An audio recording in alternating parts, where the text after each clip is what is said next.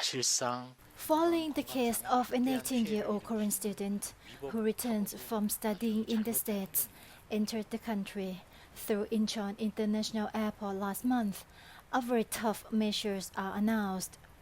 The student had a fever, but passed all the checkpoints at the airport.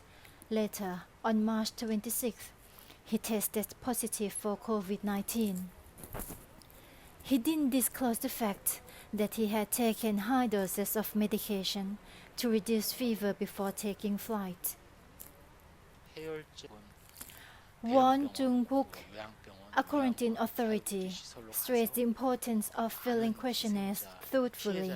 He said, passing quarantine inspection by taking fever reducer was an illegal act that caused grave danger. Leaving out such important details when reporting can make it difficult to trace the chains of infection and lead to cluster infections. Authorities are most concerned about untraceable infections that could take lives of high-risk groups.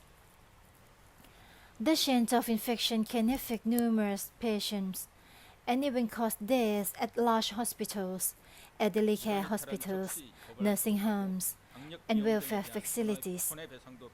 Submitting false reports or obstructing quarantine investigation are crimes punishable by law, with a maximum prison term of a year or a fine of up to 10 million won. Supervision of self-quarantine and punishment of violators are toughened as well.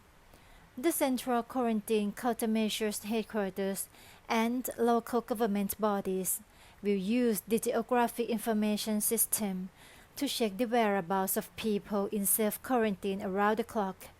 Surprise inspection will be held nationwide to prevent people from sneaking out while leaving smartphones at home.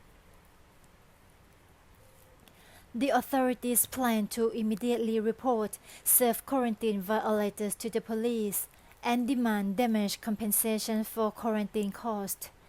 They will no longer be eligible for emergency disaster or living expenses subsidy.